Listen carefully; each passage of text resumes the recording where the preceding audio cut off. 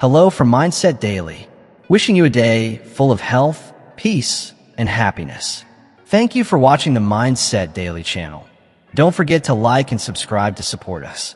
Thank you so much. Have you ever wondered why some people seem unstoppable from the moment they wake? What if the secret to control, energy, and focus was decided before the world even opens its eyes? And could the first hour of your morning quietly shape the destiny of your entire life? Every morning, you stand at a crossroads. Either command the day or become its servant.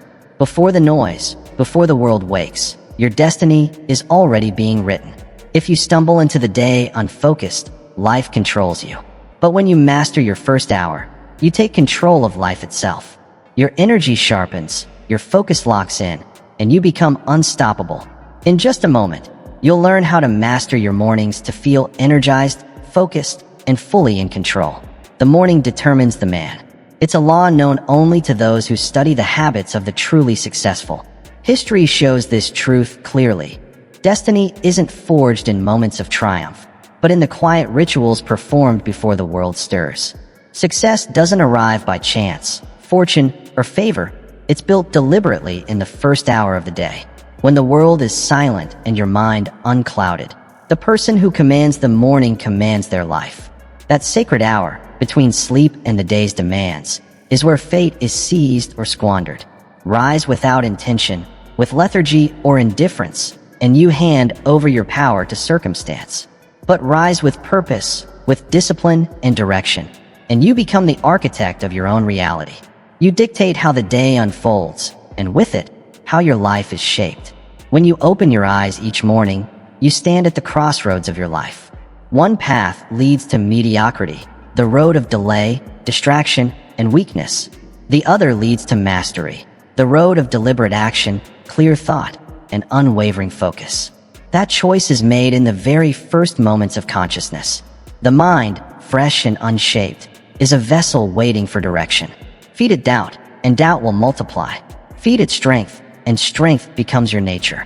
The great men of history, the titans of industry, the builders of empires, never left their mornings to chance. They didn't rise simply when duty called. They rose because greatness demanded it. They knew that before the world sought their attention, before responsibilities arrived, they had to conquer themselves first. They set their minds, fixed their intentions, and prepared their spirits for the battles of the day. In the stillness of those early hours lies a power that cannot be replicated. While others sleep, the disciplined man is awake, fortifying his mind like a fortress. He rehearses his purpose, clarifies his goals, nourishes his body, and strengthens his spirit. By the time the world stirs, he is already moving, not reacting, but leading, not waiting, but commanding. Success, true and lasting, belongs to the one who wins the morning. For if you do not master the first hour, the hours that follow will master you. Understand this. The morning doesn't just begin the day, it begins your destiny. The mind must awaken long before the body rises, for it is the mind that sets the course. It rises quietly from the depths of sleep, fragile yet powerful, waiting for direction. Few men truly grasp the strength hidden in this fleeting window, when the mind is awake but the body has yet to move. It is here that the day is won or lost. Mastery begins not in action, but in thought. The body simply follows the commands of the mind. If the mind is scattered or undisciplined, no amount of movement will bring victory. But when the mind is sharp, focused, and prepared, the body becomes an instrument of power, carrying out a higher will. The tragedy of the common man is letting the body dictate the mind. He rises in haste, pulled from bed by urgency or obligation, already reacting before a single conscious thought is planted. His day no longer belongs to him. It belongs to circumstance. But the man who understands the sacred sequence of mastery knows thought must precede movement. He doesn't fling himself into action blindly. He awakens the mind first, commanding the day before it begins. As his eyes open, even before his feet touch the floor, he builds a mental blueprint. He sees the tasks, the obstacles, and the victories ahead. He does not wait for events to dictate his energy. Instead, he directs his energy toward the events. In his mind's eye, he rehearses the battle, composed under pressure, focused amidst distraction, relentless in pursuing his purpose. This is not fantasy. It is rehearsal. It is preparation. The mind cannot distinguish between a vividly imagined scenario and reality. And when the mind believes, the body obeys. In those sacred moments between sleep and action, doubt holds no power, fear has no voice. The mind, untouched by the noise of the day, is fertile ground. Plant weakness, and weakness will grow. Plant strength, certainty, and clarity, and the day becomes a canvas for execution. It is in these moments that confidence is forged, not through empty affirmations, but through the deliberate design of focus. The man who awakens his mind first is never rushed. He doesn't stumble into the day, nor does he borrow his first thoughts from the world. Instead, he constructs them from within. He chooses his direction. He chooses his attitude. He chooses his energy. By the time his body rises, hesitation is gone. Movement becomes nothing more than the outward expression of an inner decision already made. Mastery, then, does not begin when your feet hit the ground. It begins in the silence of thought, in the rehearsal of intention, in the commanding of the mind. Awaken the mind first, and the body will follow, steady, sharp, and ready for conquest. And before the trials of the day descend, before the first demand is made, there is one practice that multiplies energy like no other: gratitude. Not gratitude as a passive feeling, but gratitude as an active force. It is the deliberate tuning of the mind to abundance before the world has the chance to infect it with scarcity. It is the armor that shields against doubt, anxiety, and fatigue. The man who rises and immediately directs his thoughts toward gratitude carries an energy no circumstance can manufacture. His resolve becomes unshakable, and the fog that clouds lesser men burns away before it ever has the chance to form. Gratitude is not a soft whisper of thankfulness. It is a declaration of power. It is the recognition that despite storms, obstacles, or unfinished goals, you are already standing on a foundation of strength. When a man acknowledges what he has, his breath, his mind, his ability to think, to move, to choose, he rises above the petty frustrations that cripple others. The mind cannot hold fear and gratitude at the same time. It cannot wallow in weakness while standing firm in the awareness of strength. Gratitude, then, is not merely a comfort. It is a weapon. It clears the mind, sharpens perspective, and fuels the spirit with calm and certain energy. Most men wake up burdened, their first thoughts dwelling on what is lacking, what is wrong, or what is unfinished. They flood their minds with scarcity before their feet even touch the ground. No wonder they stumble through their days drained, distracted, and defeated. But the disciplined man, the one who understands the sacred laws of mental mastery, chooses differently. His first thoughts are not about what he fears, but about what he already possesses. He commands his mind to see the wealth already present, the strength of his body, the clarity of his thoughts, the sheer opportunity in simply being alive today. This is not about ignoring challenges, but preparing for them. When gratitude fills the mind, difficulties no longer appear as threats. They become arenas where strength is proven. The man who begins his day with gratitude does not tremble at adversity. He meets it head-on, no longer trapped in the false belief that life happens to him. Instead, he sees life happening for him. Every obstacle becomes an invitation to grow, every setback a lesson in mastery, and every hardship a stepping stone toward greater resilience. When the mind is tuned to gratitude, energy flows differently. The fatigue that crushes the ungrateful dissolves, and the distractions that consume the unfocused lose their power. In their place rises a man who is centered, focused, and armed with a rare clarity. Gratitude, practiced at the first light of day, becomes the switch that transforms confusion into clarity, weakness into strength, and hesitation into unstoppable momentum. It is the hidden force fueling greatness long before the first challenge even arrives. For champions, the dialogue begins within. Before a man speaks a single word to the world, he has already spoken countless times to himself. It is this invisible conversation, this private dialogue of the mind, that decides whether he rises or falls. In every moment, a man either rises in strength or collapses in weakness. The truth is simple. The one who does not command his own thoughts will be commanded by them. Most people drift through life unaware of this inner voice, letting it wander in fear, doubt, and complaint, poisoning their spirit before the first challenge even begins. But champions, the builders, the men who shape their world instead of being shaped by it, hold a different relationship with this voice. They do not leave it to chance. They seize it, mold it, and direct it with precision and authority. Their inner dialogue is not soft or uncertain. It roars with conviction, carrying the weight of a general commanding his army. And when doubt inevitably tries to creep in, their voice rises even louder, cutting through the fog with words forged in discipline. I am ready. I am capable. I am the master of this day. These are not empty affirmations whispered in hope. They are firm declarations of fact, spoken with certainty because the champion has already decided they are true. This is not about waiting for confidence to appear. It is about creating it by force. Remember, the mind is malleable. It will believe what it is told, especially when those words come from its own master. Repeat weakness, and weakness takes root. Rehearse failure, and failure becomes reality long before it ever arrives in the world.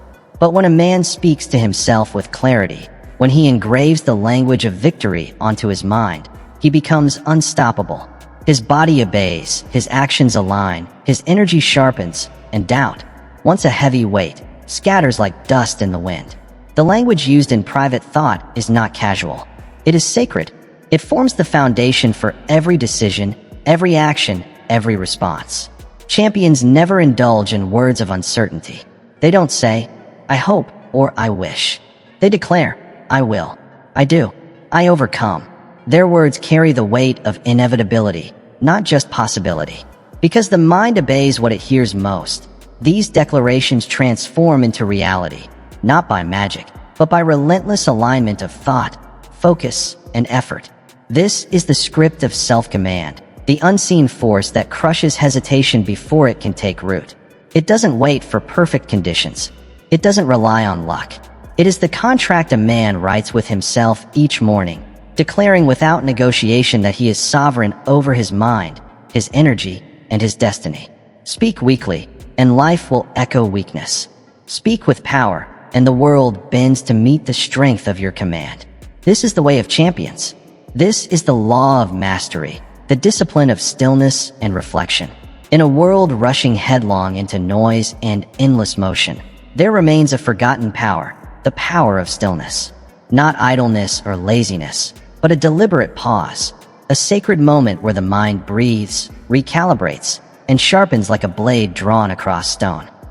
The man who understands the power of silence holds an advantage over all who rush blindly into the day. He knows that stillness creates clarity, and in clarity lies true strength.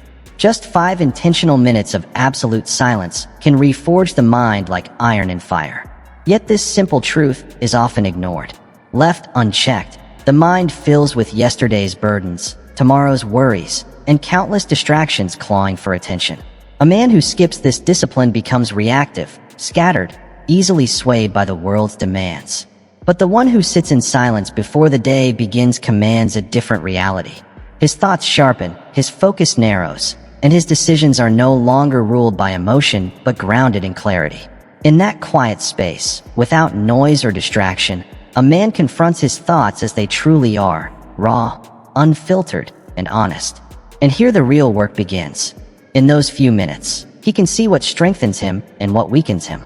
He can examine his fears, his patterns, and his ambitions, then decide with authority what stays and what must be cast aside. Stillness is not escape. It is confrontation, yet one done on your own terms, not the world's. This is why the great minds of history, thinkers, warriors, kings, sought solitude in the early hours. They knew that before a man can command the world, he must first command himself, and command begins with observation. Reflection in stillness acts as a polished mirror, revealing the unfiltered truth of who you are in that moment. And from that truth, you decide who you will become. In silence, without movement, without sound, without demands, you reconnect with the most powerful source you possess, yourself. The clutter falls away, the mind sharpens like steel under fire, doubt fades, and certainty rises. You rehearse the day ahead not with chaos, but with calm authority. You see yourself speaking, acting, and moving with intention, no longer pulled by unconscious habits. This stillness is not a luxury. It is a necessity for those who choose to lead their lives rather than be led by them. Just 5 minutes of deliberate silence is not withdrawal from the world, but preparation to conquer it. In that quiet, the mind becomes a weapon, honed, sharp, and ready. The man who neglects this practice stumbles blindly through his day, while the one who embraces it moves forward clear-eyed, disciplined, and unshaken. Defining your definite chief aim each morning. There is no power greater in a man's hands than the power of a clear, unwavering purpose. A mind without purpose drifts like a ship without a rudder, swayed by every wind and carried by every current at the mercy of chance. But the man who fixes his focus on a clear and definite aim rises above randomness. His energy is no longer scattered, his steps no longer hesitant. He moves with precision, with intention, and with a fire others cannot comprehend. This is not just a principle of success. It is the very foundation of mastery. Each morning, before the noise of the world creeps in, the disciplined man recommits to his chief aim.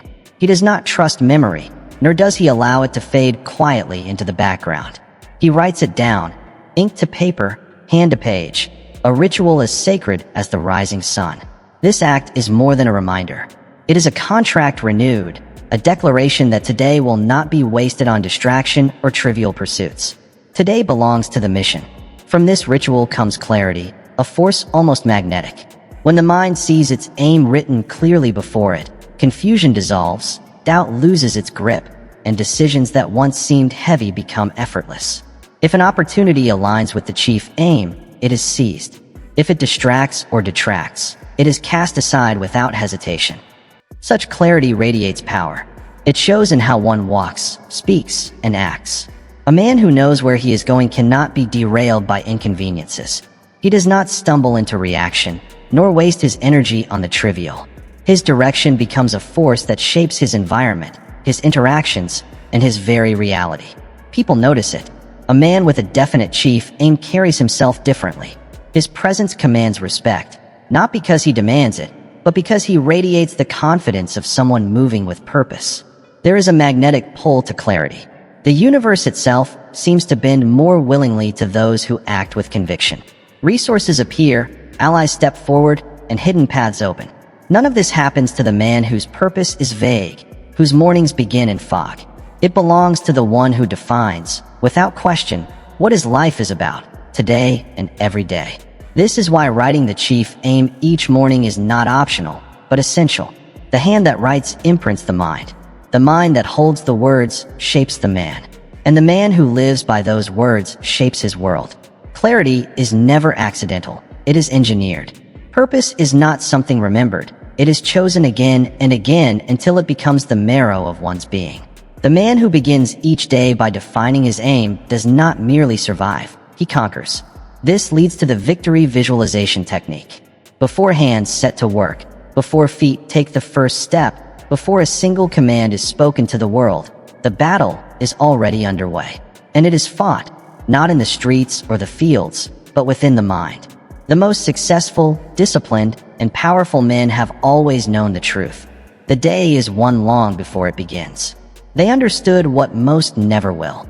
That success is first a mental rehearsal before it becomes a physical reality. This is the essence of the victory visualization technique. It is not wishful thinking or fantasy, but the deliberate act of shaping the day's outcome in the crucible of the mind. Just as a warrior sharpens his blade before battle, the disciplined man sharpens his thoughts with precision. He closes his eyes and sees, with absolute clarity, the day ahead unfolding exactly as he intends. He pictures himself meeting every challenge with composure, overcoming every obstacle with certainty, his words delivered with strength, his presence commanding respect. This mental rehearsal secures triumph before the world even tests him. While lesser men stumble into the day, reacting, guessing, and hoping, the man of discipline has already walked it in his mind. He has rehearsed his victories, seen himself unshaken by adversity and unmoved by distraction. So when challenges inevitably arrive, they are no surprise. They are merely scenes he has already mastered within. The true power of visualization lies in this. The mind cannot distinguish between a vividly imagined event and one lived in reality. Neural pathways fire the same. Emotions rehearse the same. The body prepares the same. This is not philosophy, it is fact. When a man visualizes success with intensity and clarity, he primes every fiber of his being to move in alignment with that vision. In those quiet morning moments, he builds the day before it begins. He does not dwell on what could go wrong, nor does he surrender mental space to doubt. Instead, he fills the canvas of his mind with precision, mastery, and victory. Every action, every conversation, every challenge is visualized, already conquered. This rehearsal transforms into reality because once a man has won in his mind, his body can only follow. When his eyes open and his body rises, there is no hesitation. The mind has already issued its orders. The body marches in lockstep with the vision. Success is no longer something that might happen. It must happen because it has already been decided. The man who masters this technique walks into the day undefeated. He knows the true battle is always won in the mind before it is ever fought in the world. This is the written contract with self. There is no greater agreement a man will ever sign than the one he writes with himself. It requires no lawyer, no stamp, no seal, yet it carries more force than any contract between men. It is private, sacred, and binding, a solemn commitment formed not in formality, but in discipline. Each morning, before the weight of the world presses in, the man of mastery sits with pen in hand and writes his own terms, his promises, his standards, his expectations. In this quiet act, he separates himself from the undisciplined masses who drift through life without direction, without accountability, without power. The world will not hold you accountable. No one is coming to demand you rise to your highest standard. No judge will appear at your door to punish you for living beneath your potential. The consequences of neglect are far more subtle, yet infinitely more destructive. They show up as mediocrity, regret, stagnation, and the slow decay of the spirit. And so, the man who understands the laws of self-mastery does not wait for the world to discipline him. He disciplines himself. And this discipline begins with the written word, the daily contract with self. Thoughts are fleeting, spoken words are soon forgotten, but what is written carries weight. When a man commits something to paper, he gives it form. A vague intention becomes a concrete demand. Through writing, he moves it from imagination into reality. The act itself is a declaration. This is who I am. This is what I demand of myself today. Not what I hope for, not what I attempt, but what will be done. In those early moments, the pen becomes a weapon against weakness. A man may write, I will complete my work with excellence. I will face discomfort without complaint. I will not tolerate distraction. I will move with purpose, speak with clarity, and act with integrity. These are not aspirations. They are orders, orders from the highest authority, the self-governed man. And when the day grows heavy, when fatigue whispers, when temptation knocks, he remembers. Not because someone reminds him, but because he carries those words, written by his own hand, forged in the light of dawn. A promise made in that still hour is not so easily broken in the shadows of challenge. It becomes a mirror, asking, are you the man you said you would be this morning? The man who holds himself accountable without external pressure becomes unstoppable. He lives not by standards imposed by others, but by the higher, harsher, nobler standards he writes for himself. This is the path of discipline. This is the path of mastery. The man who honors the contract he writes each morning will find the world bending quietly to the will of one who first mastered the art of keeping his word to himself. There is a truth so simple, yet so often ignored, that it determines the course of a day and eventually a life. The mind is a fortress and it has a gate.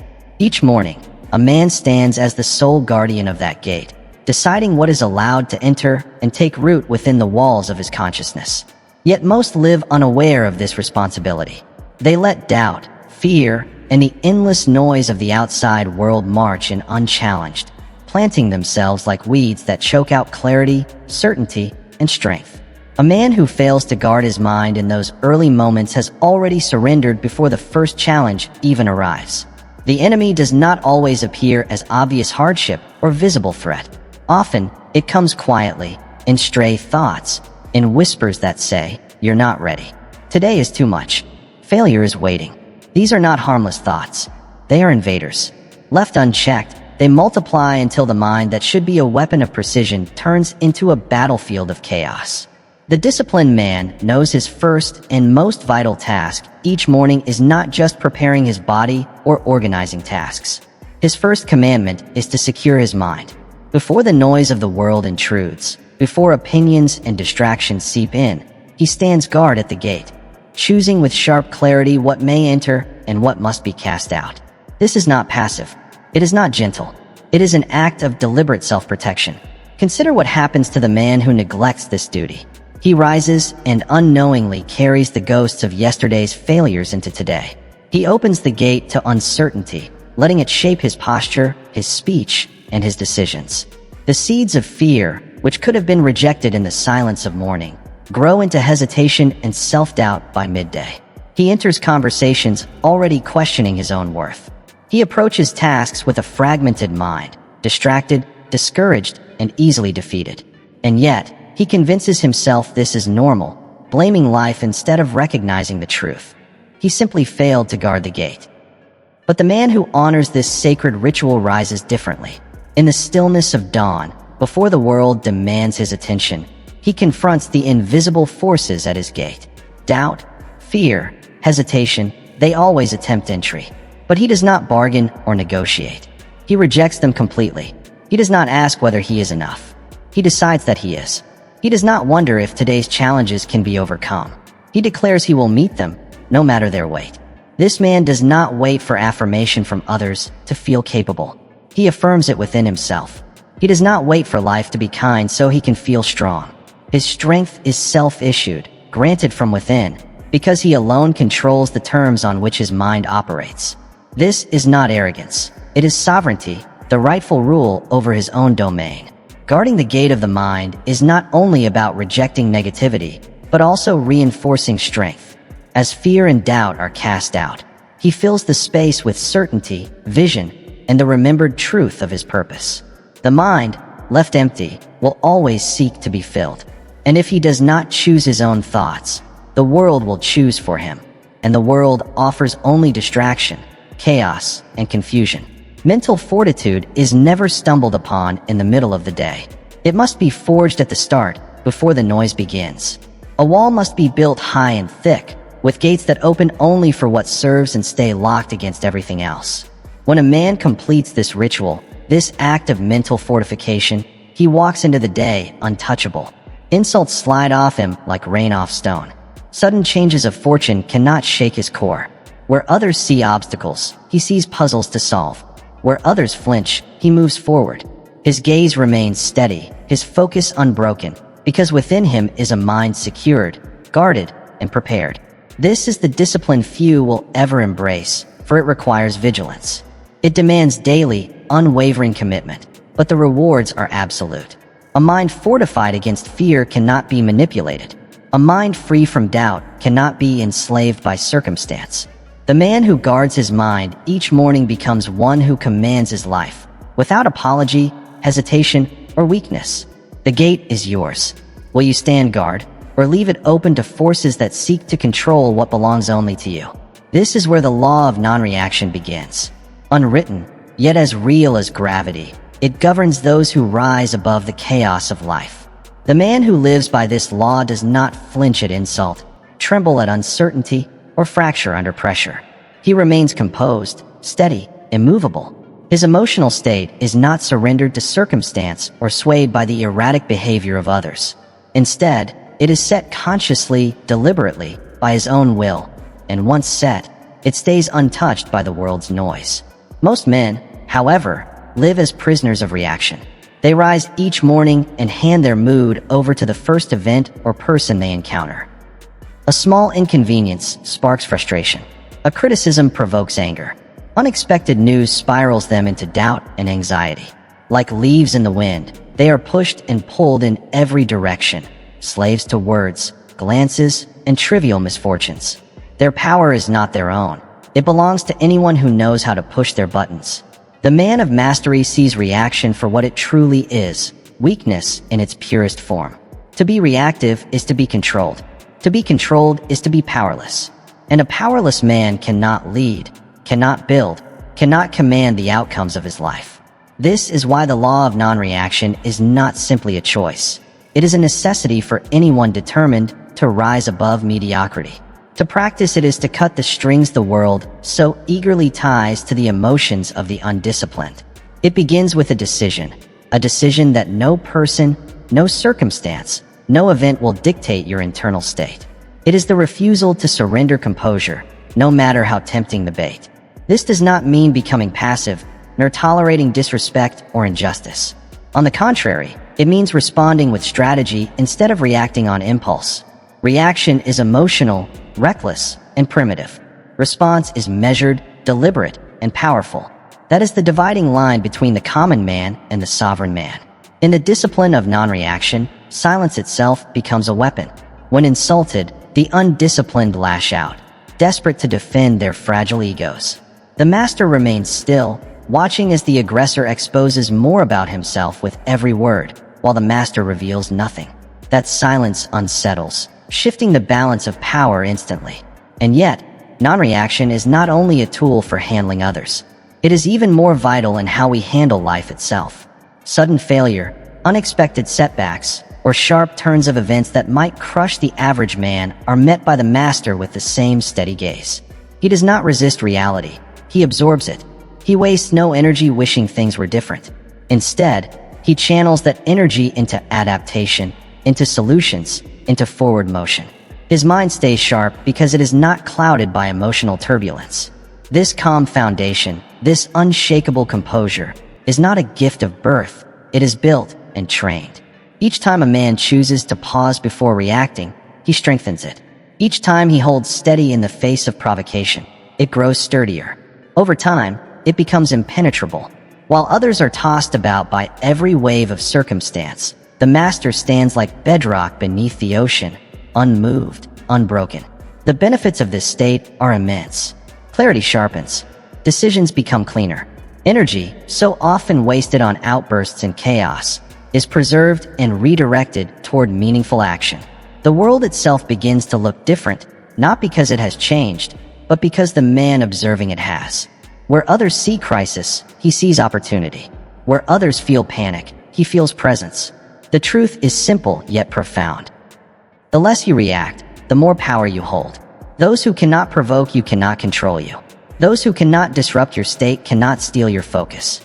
In silence and non-reaction lies an untouchable strength, the kind that radiates without a word, the kind that commands respect without demand. The man who chooses this path wakes each morning and sets his emotional baseline before the world can set it for him. He reminds himself, again and again if needed, that nothing outside has permission to control what happens inside. Composure is not optional, it is required. The day may bring chaos, insult, or unpredictability, but none of it deserves to disturb his center. By mastering the law of non-reaction, a man becomes more than disciplined. He becomes sovereign over himself. And a man who commands his thoughts, his emotions, and his state commands everything. For when the world can no longer shake you, distract you, or pull you from your path, there is only one direction left: forward. Relentless, calm, powerful, unshaken, unstoppable. Then comes the art of speaking into existence, morning declarations. This is a force few men ever learn to wield. A power so direct, so immediate, it shapes not only how a man thinks, but how he stands, how he moves, how he commands his day, and ultimately, how he commands his life. This force is the spoken word, not idle conversation, not empty chatter, but the deliberate, intentional use of one's voice to carve identity, power, and purpose into existence. The man who speaks his destiny each morning does not merely hope to become greater. He declares it as fact, long before the world has a chance to contest it. Speech has always been sacred. Since the dawn of civilization, men have known words are more than sounds. They are commands. They are spells, the invisible blueprint that shapes behavior and builds reality itself. A thought may remain private, silent, and malleable, but when a man speaks, he makes a declaration, not only to himself, but to existence. The moment sound leaves his mouth, ambiguity burns away. A spoken statement carries a weight no thought can bear. It becomes law within the mind. Every morning, before the chaos of the day weakens resolve, the disciplined man speaks his identity into the air. His voice becomes the instrument of his will. It is not for applause, nor for approval, but for himself, the most important audience he will ever address.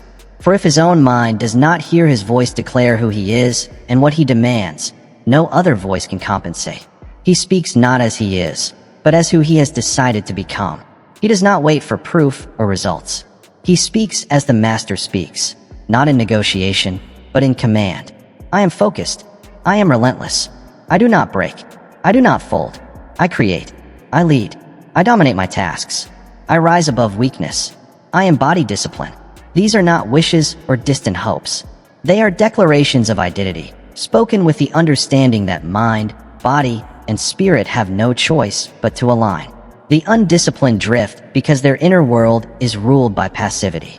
Their thoughts are vague, their self-image weak, and their voice, if they use it at all, is hesitant, uncertain, soft. They narrate their weakness without even realizing it. I'm tired. I'm not sure. I can't. These words are seeds.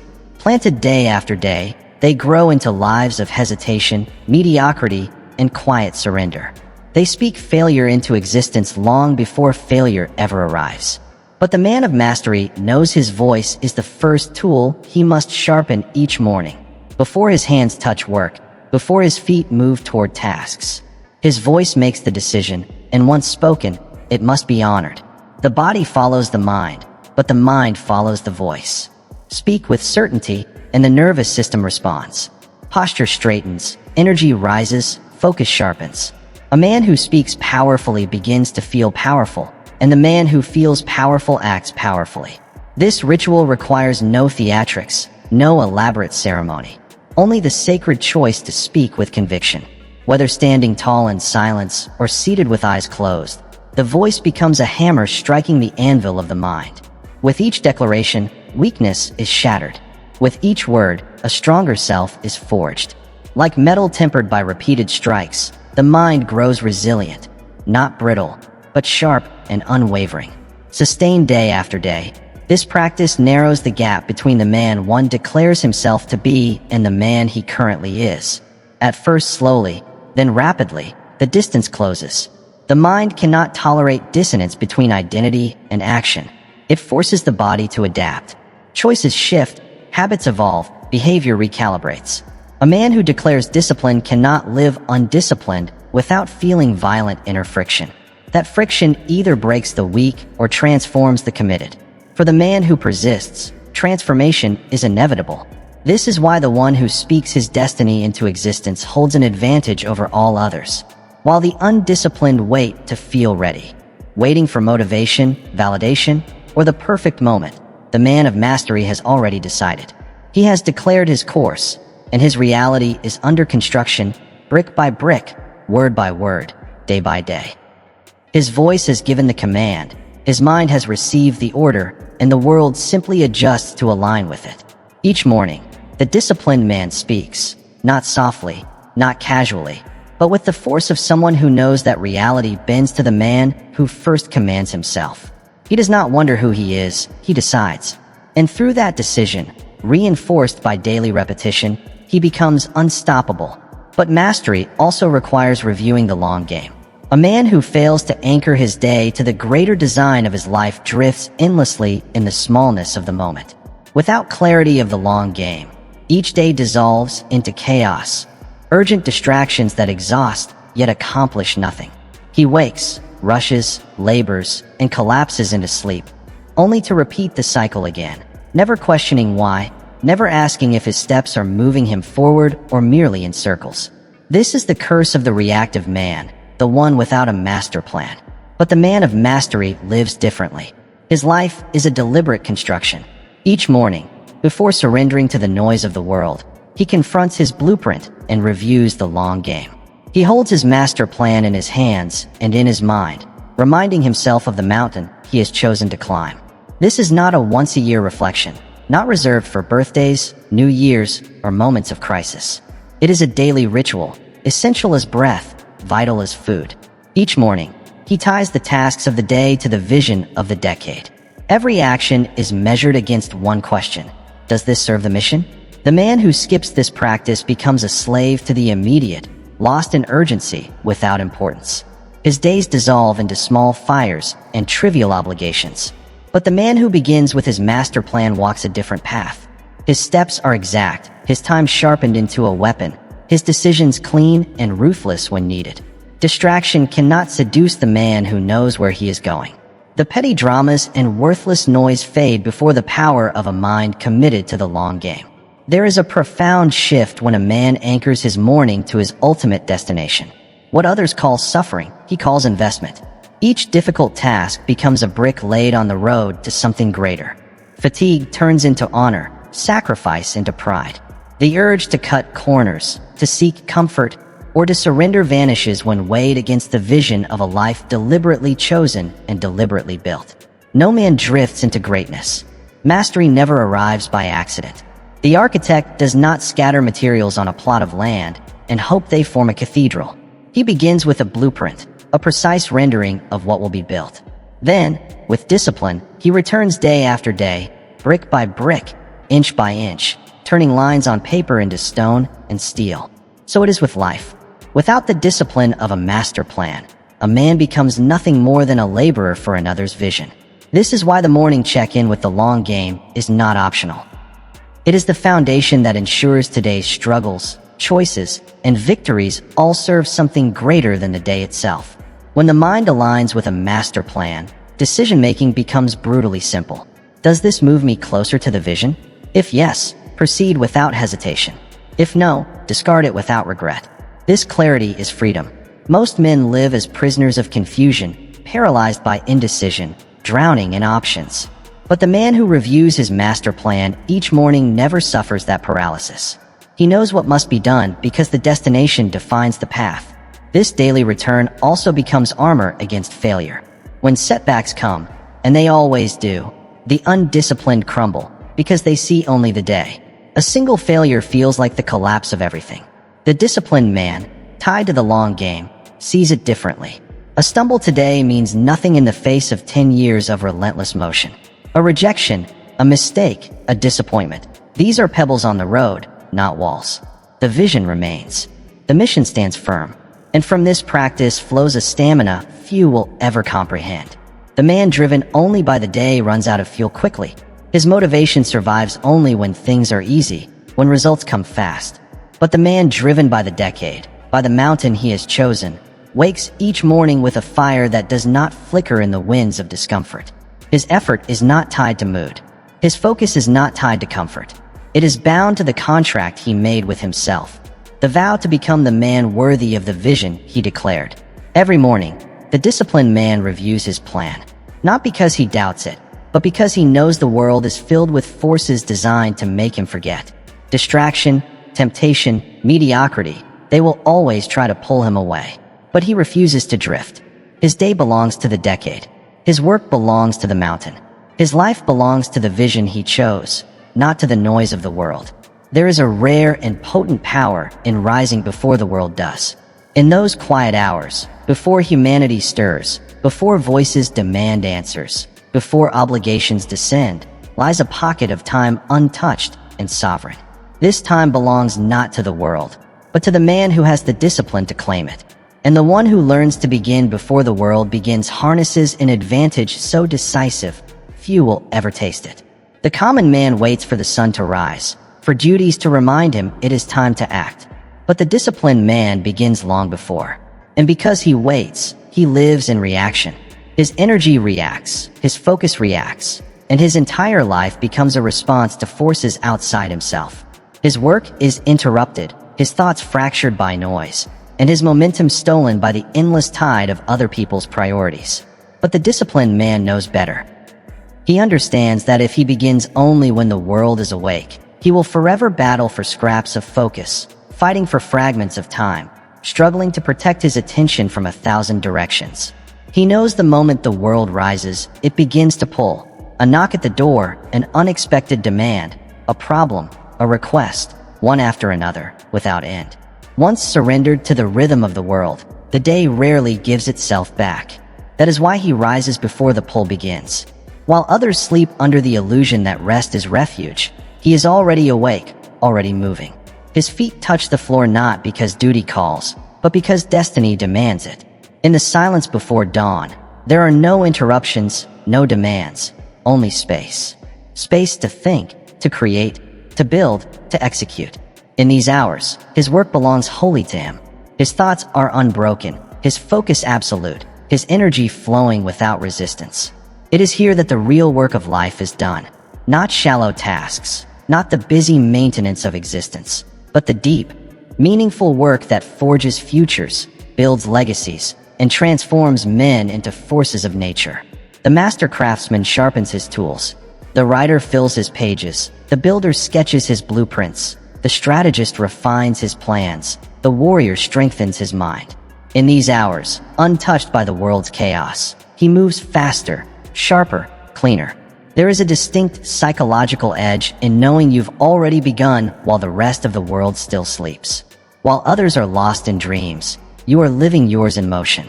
Confidence begins to grow, a quiet certainty that strengthens with every minute of early execution. You become the man who does not wait. You become the man who sets the tone for the day, not the one shaped by it. There is also something sacred in the silence of those early hours. The absence of noise is not just the absence of sound. It is the absence of resistance. The air feels different. The mind thinks differently. There are no collisions of competing energies. It is only you, your purpose, and the wide-open potential of the day waiting to be claimed. This state cannot be replicated once the world awakens. When the machinery of life begins to hum, the chance for deep, undisturbed focus fades. But in the pre-dawn stillness, the mind opens in a way it never does at any other time. The undisciplined call it extreme, unnecessary, even foolish. They scoff at rising before the sun. Yet when you study the men who built empires, who overcame circumstance, who created, led, and conquered, one common thread always appears. They do not begin when others begin. They do not start when the world tells them it is time.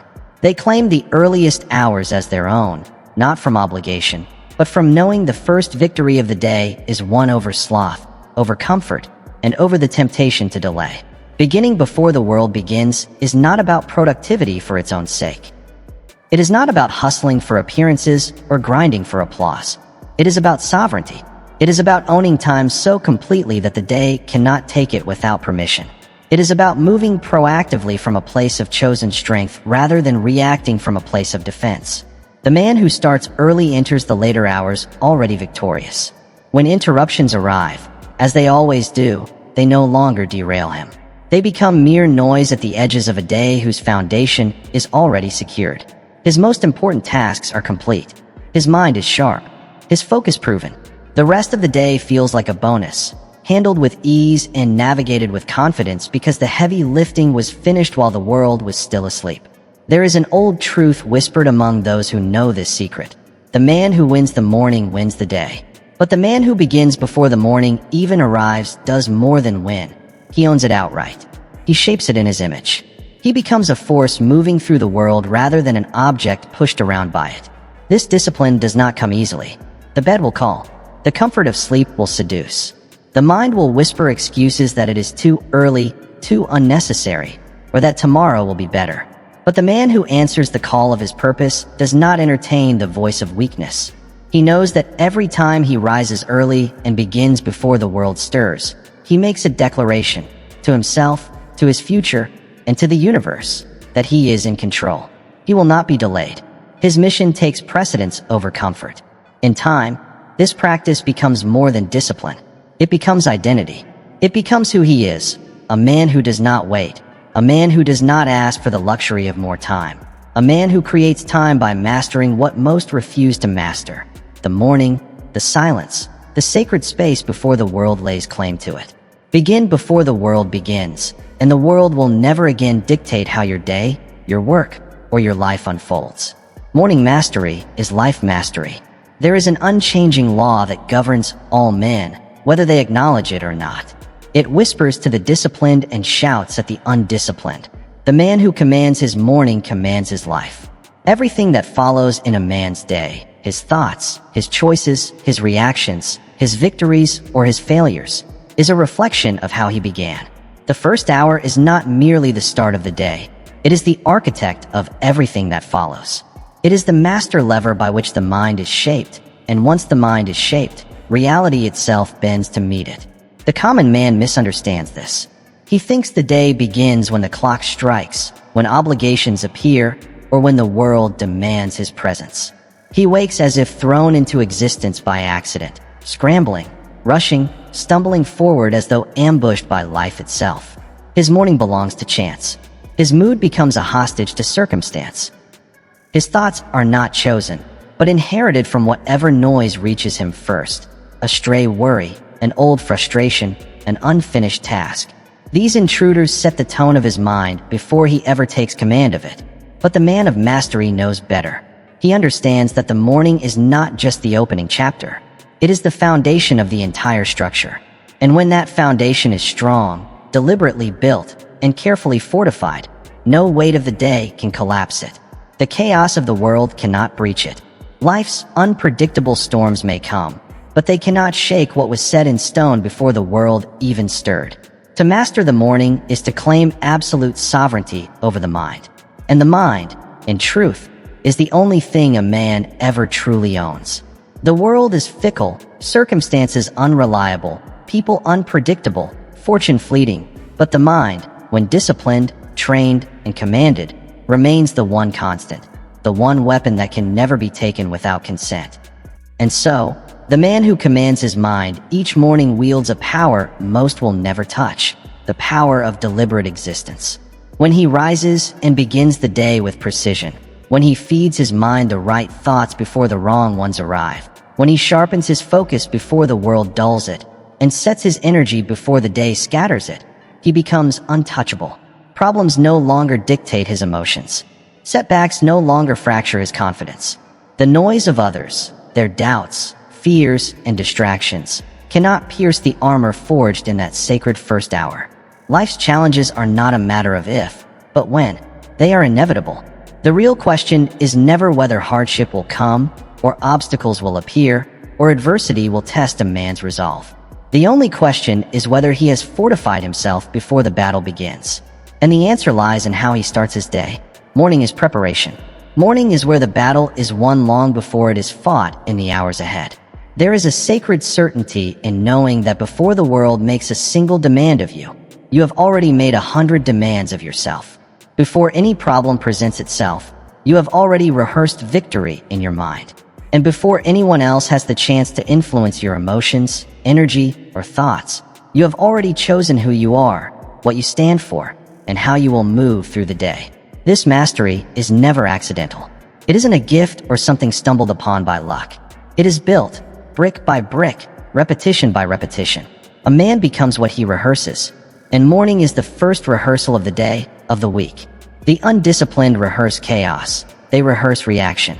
But the master rehearses sovereignty. He rehearses clarity. He rehearses dominance over himself, and through that, over the day. This hidden truth is what separates the few from the many.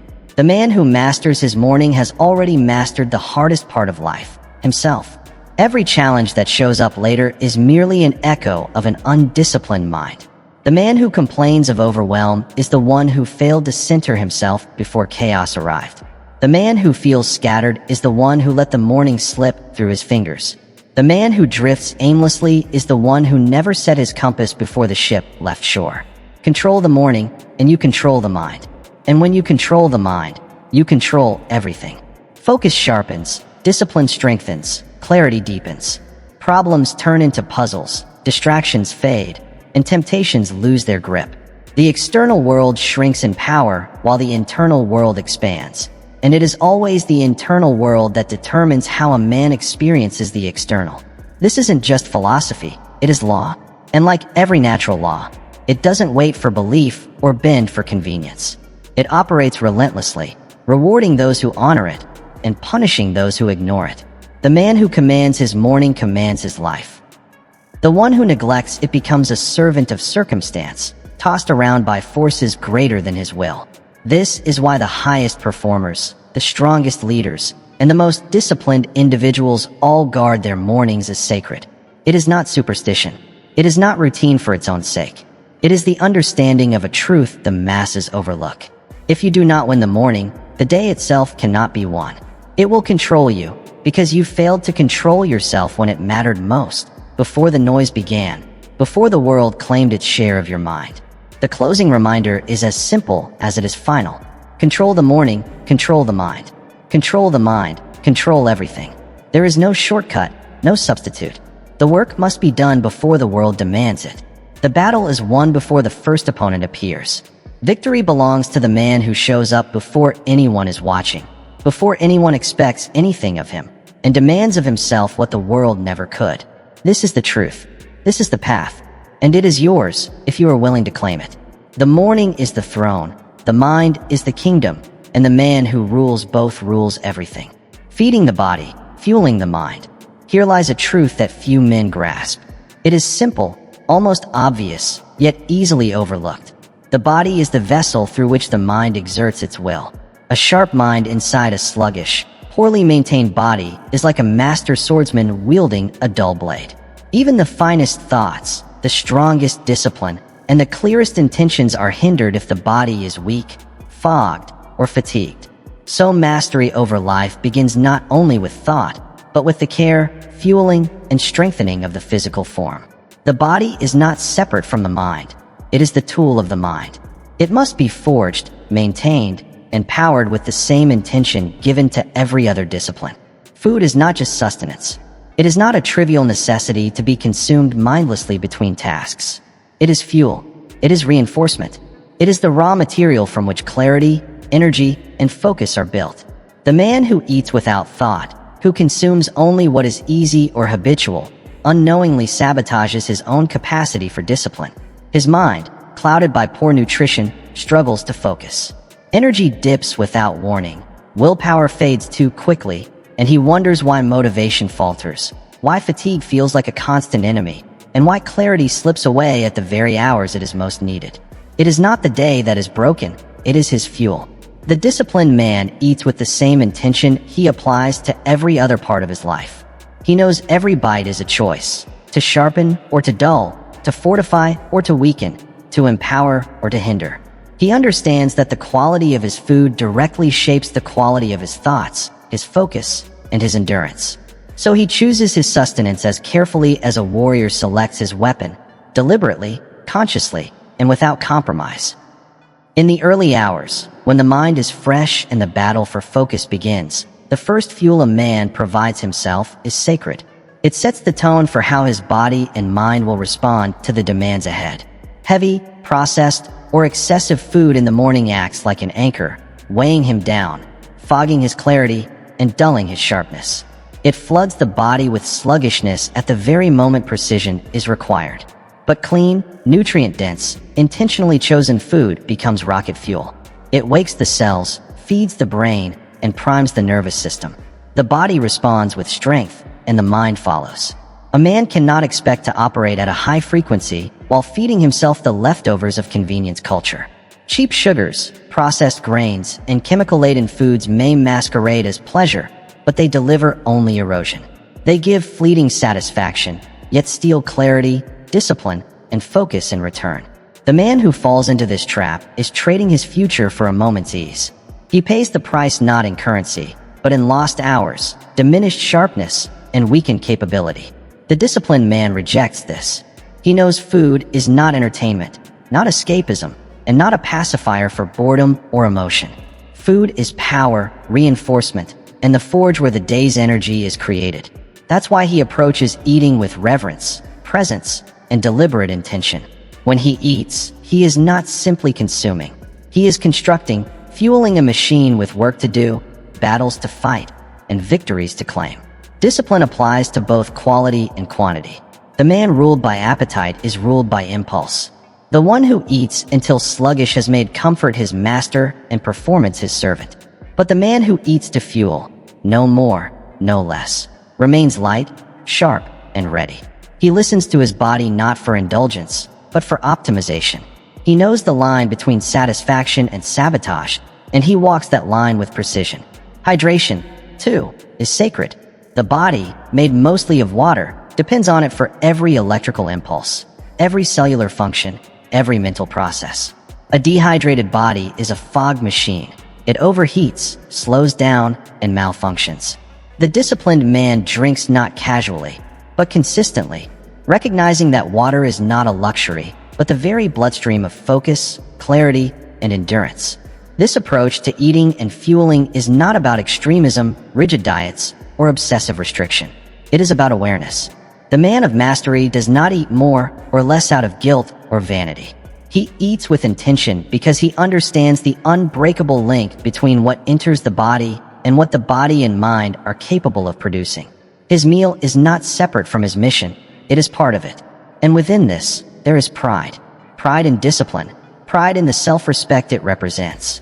When a man chooses food that empowers him, when he rejects the mindless consumption others fall into, he reinforces a deeper truth. He is in command. He does not serve impulse, nor does he trade long-term strength for short-term comfort. Each time he selects the meal that sharpens rather than sedates, he sends himself a signal. I am the master here, not appetite, not laziness, me. Over time, this practice becomes more than nutrition.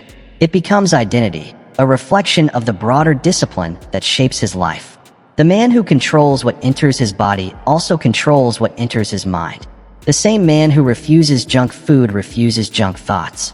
The one who rejects processed chemicals also rejects doubt, distraction, and mediocrity. The lines are not separate, they are the same. The body fuels the mind drives the mission, and the mission defines the life. It all begins with the first choice: the fork, the plate, the glass of water. Whether that choice weakens or strengthens becomes the foundation of the day. And the day, as every disciplined man knows, becomes the foundation of a life. The man who eats with discipline does more than fuel his day. He fuels his destiny. Mental nutrition is just as critical. What the mind consumes first. A man's mind is a furnace, a forge of possibility. But like any furnace, it depends entirely on the fuel it is fed. The mind never begins the day in neutrality. From the very first waking moment, the mind stands wide open, like a vessel waiting to be filled. And whatever enters first, by choice or by neglect, sets the tone, shapes the direction, and determines the strength with which a man will move through his day. This is the law of mental nutrition. What the mind consumes first, it carries into every decision, every reaction, every word, and every act. Yet most men never grasp this truth. They stumble out of sleep straight into the noise of the world, never pausing to consider what slips past the gates of their consciousness. They allow their mornings to be hijacked by whatever is most convenient or habitual. Their minds do not begin by design, but by accident. A worry from yesterday, an unfinished task, a problem imagined before their feet even touch the floor. Some start the day replaying old arguments, others by anticipating failure. Many wake already drowning in the trivial, the negative, the small. They rise carrying burdens never meant to be theirs, weights that fracture focus, weaken discipline, and cloud every step forward. But the disciplined man, the man of mastery, understands differently. He knows the mind, like the body, is nourished by what it consumes. And he knows that the first intake, the first thought, the first word that passes through the gates of consciousness in the morning, holds disproportionate power. It becomes the template, the filter through which everything else is seen, processed, and interpreted for the rest of the day. This is not superstition. It is not theory. It is a simple, mechanical truth. What a man feeds his mind first becomes the dominant note in the melody of his day. This is why the morning must begin with intention. The disciplined man does not leave his mental nutrition to chance. He chooses deliberately what enters. It might be a passage from a timeless book, an affirmation spoken with conviction, or even the disciplined choice of silence. Whatever it is done with precision. These are not casual habits, but acts of defiance against chaos, distraction, and negativity. Reading in the early morning is never about entertainment. It is nourishment for strength. A single paragraph from a timeless thinker can sharpen clarity more than hours of idle thought. When a man opens a book of wisdom at dawn, he is not merely reading words. He is aligning his mind with architects of discipline, greatness, and focus. He borrows clarity from those who mastered themselves before him. In doing so, he enters the day already armored with perspective, fortified with mental clarity that few will ever know. But reading is not the only path. Some begin their mornings with spoken declarations, audible reminders of identity and mission. To speak aloud with full presence, I am disciplined, I am focused, I own this day, is to align the mind with power. These are not hollow affirmations meant to soothe insecurity. They are declarations of intent, and the mind, mechanical and obedient, cannot help but shape itself to the words it is repeatedly fed. Others may choose silence, but true silence is not the absence of thought. It is the absence of unintentional thought. It is the act of sitting in stillness, not as an escape, but as a space where clarity rises unforced. The disciplined man who begins his day in quiet is not avoiding thought. He is commanding it to settle. He clears the clutter, wipes the slate clean, and denies entry to anything that does not serve his purpose. From that silence, a sharper mind emerges, one undiluted by noise, tuned instead to precision. What matters is not whether he chooses reading, speaking, or silence, but that the choice is deliberate. The undisciplined man consumes whatever lands before him by accident. The disciplined man prepares his mental meal with care, knowing that just as poisoned food weakens the body, poisoned thoughts weaken the mind. The first input always matters. The mind does not forget its first command. It holds it, measures against it, and uses it as the filter for everything that follows. When the first thought is weak, the day becomes a reaction to weakness. But when it is sharp, commanding, and aligned with purpose, the day reflects strength. It is no different than tuning an instrument. If it begins out of tune, the performance will be discord, no matter the skill of the musician. But when tuned correctly, even the simplest notes ring with clarity, power, and precision. The mind is the same. This is the invisible line that separates those who drift from those who dominate. The man who begins with intentional mental nutrition becomes a fortress against chaos. He steps into the world already armed. Where others are hijacked by distraction before midday, his mind stays steady. Where others drown in trivial interruptions, his focus cuts through like a lighthouse in the fog. It cannot be overstated. The mind's first fuel is its dominant fuel, and the man who fails to control it has already surrendered the first battle of the day. No matter how disciplined his schedule looks later, if the morning began in weakness, the cracks are already set. They may not appear at first, but by midday, by evening, they widen. Fatigue creeps in, focus fades, willpower decays. It is not that he was weak in the afternoon, but that he was undisciplined in the morning. The choice is clear. Feed the mind with strength, clarity, and focus. Choose what enters. Never let the first thought be random, accidental, or borrowed from the noise of others. Let it be yours, deliberate and strong. Because the mind remembers what it hears first. If it is told to be strong, focused, and unshakable, it becomes exactly that. Mental nutrition is not philosophy. It is survival. It is weaponry. It is the first line of defense against mediocrity.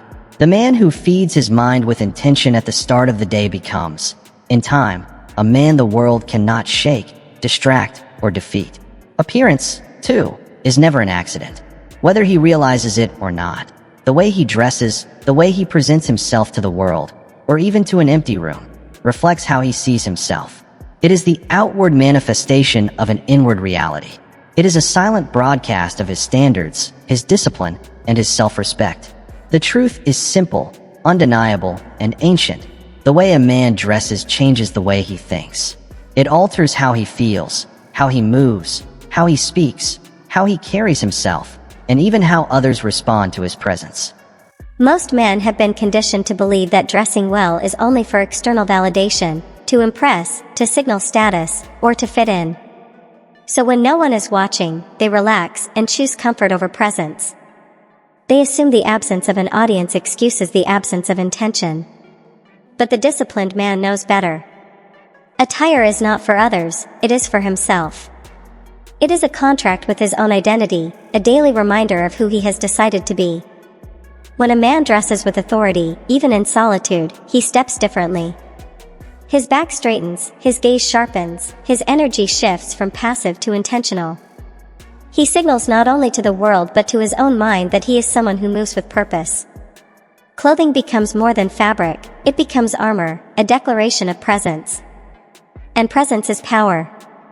The psychology of appearance runs deeper than fashion or fabric, deeper than superficial judgment. The brain responds to cues, both internal and external. What you wear sends signals directly to the subconscious. Dress like a man prepared for battle, and the mind prepares for battle. Dress like a man ready to conquer, and the body answers in kind.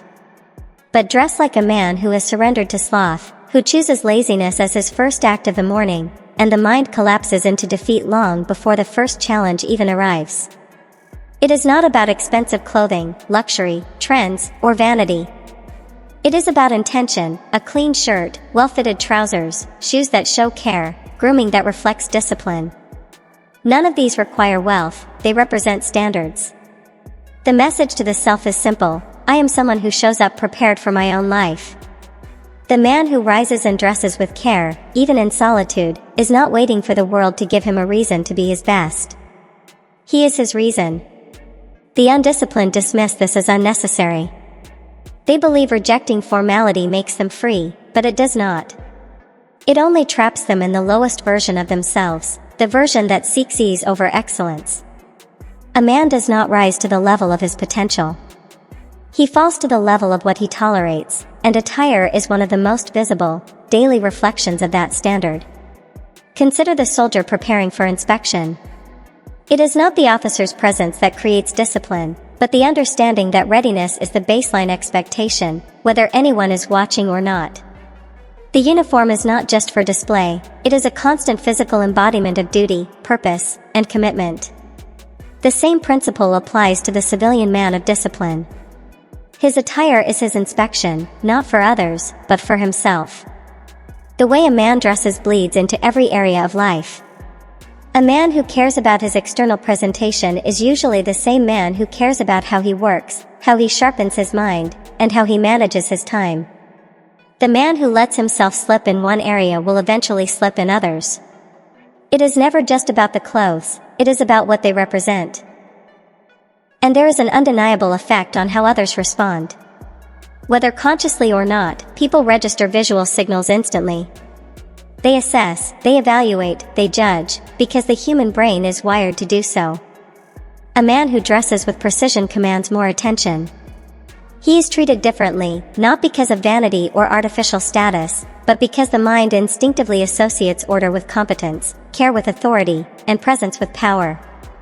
When a man enters a room prepared, polished, and intentional, he does not need to announce himself. His presence speaks before his voice does. His posture, his appearance, his energy, all signal that he is a man who demands more of himself, and therefore the world expects more from him as well.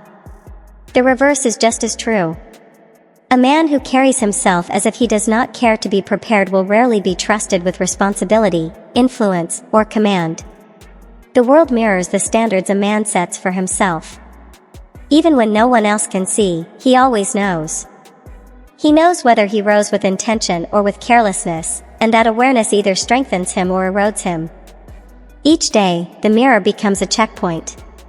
A silent question lingers: did I show up today as the man I claimed to be, or did I betray that man before the day even began? Discipline is not about what others see. True discipline lives in solitude. It is found in the quiet choices no one witnesses, yet those choices shape everything the world eventually does. Attire is not a costume, not a mask. It is the outward reflection of an inward decision, the decision to live awake, to move deliberately, to exist as a man in command of his reality. This truth applies across every domain of life. The warrior sharpens his blade before battle begins. The builder organizes his tools long before the site is ready. The leader prepares his words even without an audience. In the same way, the disciplined man dresses with authority, not because others demand it, but because he demands it of himself. There is no such thing as a neutral day.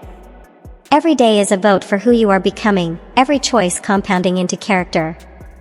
And the way you present yourself, though it may seem small, is a declaration of identity. It is a message to yourself: I am prepared, I am intentional, I do not wait for the world to give me a reason to be my best. I am my reason. Whether alone or among many, the disciplined man dresses as the man he intends to become. Not for vanity, not for appearance, but as a living embodiment of his own commitment. His attire becomes armor, his presence radiates authority, his standard defines his identity. And his life bends to that standard, without apology, without hesitation, without exception. The very first breath upon waking carries more power than most men ever realize. It is the first signal sent to the mind, the body, and the very fabric of being. That breath is not simply air filling the lungs, it is life itself. It sharpens the mind, fuels the body, and steadies the spirit for the demands of the day. Yet how often do men rise without a single conscious breath, moving from sleep to motion as if vitality were owed to them? They wake shallow, fatigued, clouded in thought, and then wonder why clarity slips away, why vigor feels so distant. But it is not fate that robs them of strength, it is their neglect of the most sacred tool ever given, the breath. The moment the eyes open, before movement, before words, even before thought fully forms, the breath must be seized with intention. Not a hurried gasp of the restless, but a deliberate command, deep, steady, and strong. Powerful and steady, the lungs expand fully, pulling in the fuel of life. Oxygen floods every cell, awakening the blood, sharpening the mind, and bringing the spirit into presence. That first breath is a declaration, I am awake, I am here, I am ready. The ancients understood this, warriors, thinkers, and builders of empires all knew breath was not just biology, but the bridge between mind and body, spirit and matter. Yet modern men have forgotten this sacred truth. They stumble into their mornings deprived, not by circumstance, but by failing to breathe as nature intended, deeply, consciously, completely. Think about what the breath does. It clears away the fog of sleep, feeds the brain the oxygen it needs for clarity and decisive thought, and prepares the body for action. Breath ignites the nervous system, shifting the body from the passivity of sleep to the readiness of wakefulness. Shallow breathing invites fatigue, but deep breathing summons vigor. Neglect brings sluggishness, while command brings sharpness and control. To breathe fully and intentionally is to remember that mastery begins with the simplest act. A man who cannot command his own breath will struggle to command anything else. But the man who wakes with discipline, who draws his first breath deep into his core and repeats it until his body hums with energy, builds a foundation for strength and focus. That man enters the day as a force of his own. He does not borrow energy from stimulants or depend on shifting moods. His vitality comes from within. So when the first light touches his eyes, there is no rush, no scramble into activity. Instead, he pauses, fills his lungs completely, holds the breath, lets the body remember its strength, then releases it slowly and deliberately. With that single breath, he does more than wake the body, he awakens the warrior within. He ignites the mind, primes the spirit for focus, for action, and for absolute control. Commanding the breath becomes the first victory of the day, and from that victory all others follow. Mastering the morning is not just routine, it is a declaration of identity and purpose. When you control the morning, you control the mind. And when you control the mind, you control everything. Each day becomes intentional, every action carries power. You no longer react to life. You lead it. This is your edge, your advantage, your discipline. Embrace it every morning and watch your entire life transform. Wishing you health, happiness, and don't forget to subscribe to my channel, Mindset Daily.